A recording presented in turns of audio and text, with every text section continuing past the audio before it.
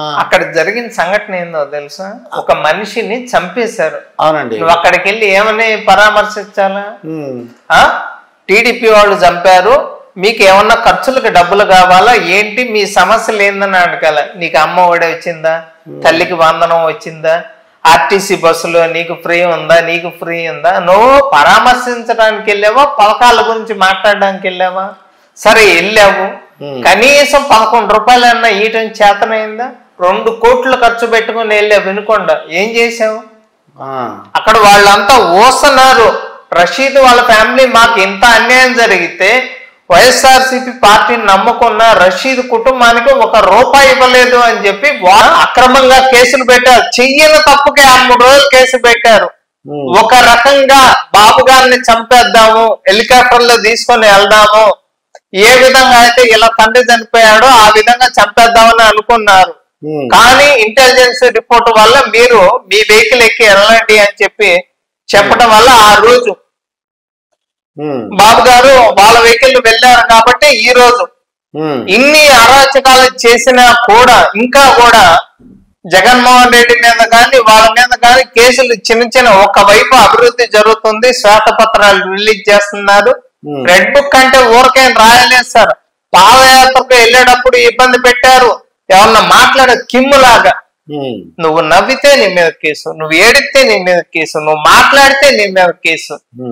మాకు ఇప్పుడు ఈ రోజు అమరావతి రాగానే ఏళ్ళుగా మాకు నరకం చూపించాడు సార్. దగ్గినా తుమ్మినా 41A నోటీసులు ఇయటం, తీసుకెళ్ళటం, సిఐడి పోలీసులు కొట్టడం, ఇవన్నీ నీ ఎంపీనే వదలలేదు కదా నువ్వు. ప్రతి ఒక్కరి మీద కేసులు పెట్టారు. అచ్చెన్నాయుడు మీద కేసు పెట్టారు.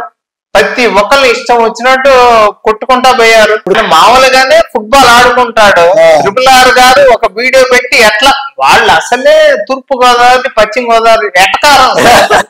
వాళ్ళు చేసి తూర్పు గోదావరి పశ్చిమ గోదావరి జిల్లా వాళ్ళు చేసే వెటకారం ముందు వాళ్ళు మాటలతోనే చంపేస్తారు.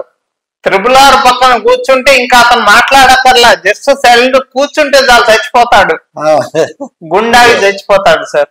ఎందుకంటే ఇప్పుడు అతను చేసిన తప్పులకి మామూలుగా RRR మాట్లాడే మాటలకి ఇంకేం అనక్కర్లా, కొట్టక్కర్లా, తిట్టక్కర్లా, ఇంకా ఆటోమేటిక్ గా హార్ట్ అటాక్ వచ్చి చచ్చిపోతాడు. బతిలాడాల సార్. ఇప్పుడు నీకు అర్థం కావట్లా, నువ్వు ఎమ్మెల్యేగా గెలిచి అసెంబ్లీ సమావేశాలు నువ్వు అధికారంలో ఉన్నంత కాలం నీ ఇంట్లో పెట్టుకున్నావు. అసెంబ్లీ సమావేశాలు ఫర్నిచర్ దొంగతనం చేయటం, అప్పుడేమో కోడెల సుప్రసాదరావు గారు ఫర్నిచర్ దొంగతనం చేశారు అని చెప్పి కోడెల గారు చనిపోయారు అంటే దానికి కారణం జగన్మోహన్ రెడ్డి సార్. ఎట్లా వదిలిపెడతాం చెప్పండి? మేము కుటుంబ సభ్యులు, మా అమ్మగారు కూడా ఇంతకు ముందు బాబు గారిని అరెస్ట్ చేసిన తర్వాత బాబు గారు ఎప్పుడు వస్తారు అని చెప్పి అడిగేది. ఇప్పుడేమో జగన్మోహన్ రెడ్డి ఎప్పుడు లోపలికి వెళ్తాడు, అది మా అమ్మగారు ఒక్క మాట కాదు, ప్రతి ఒక్కళ్ళు కూడా జగన్మోహన్ రెడ్డి అంటే లోపలికంటే ఇంటి లోపలికంటే ఇంటి లోపల కాదు సార్. 38 కేసులకి ఇంకో 148 కేసులు యాడ్ అయినాయి. బాబాయ్ కేసు, కోడికత్తి కేసు, గులకరాయి కేసు, ఇతను బైజూస్ గాని, పప్పు చెక్కల కవర్ల కేసు గాని, సన్న బియ్యం. ఏది సార్ ఇప్పుడు గంజాయి 2 లక్షల ఎకరాల్లో వేశారు, డ్రగ్స్ 25,000 కేజీలు తెచ్చారు. ఎన్ని కేసులు కాదా? రాష్ట్రంలో 1,00,000 మంది కల్తీ మద్యం ద్వారా చనిపోయారు. మరి ఇవి కేసులు కాదా? 73% పూర్తయిన పోలవరం ప్రాజెక్ట్ ని పూర్తి చేయకుండా కడప జిల్లాలో అన్నమయ్య డ్యామ్ కూలిపోయి ఎంతమంది చనిపోయారు సార్?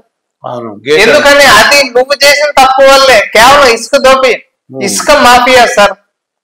ఇంకొక విషయం, SPOs అని స్పెషల్ పోలీస్ ఆఫీసర్స్ అని ఒక జీవో జగన్మోహన్ రెడ్డి రిలీజ్ చేశాడు. వాళ్ళని 2.5 ఏళ్లుగా వాడుకొని వాళ్ళకి 11 నెలలుగా జీతాలు ఆపేసి తర్వాత జీతాలు ఇచ్చేసి వాళ్ళని ఉద్యోగంలో తీసుకోవాలా. ఆ జీవో ఏంటి? అవుట్ సోర్సింగ్ ప్రకారం 15,000 ఏపీలో శాలరీస్, అదే SPOs కి తెలంగాణలో 4,000 దాకా శాలరీస్ వస్తాయి. అయ్యాడకట్లా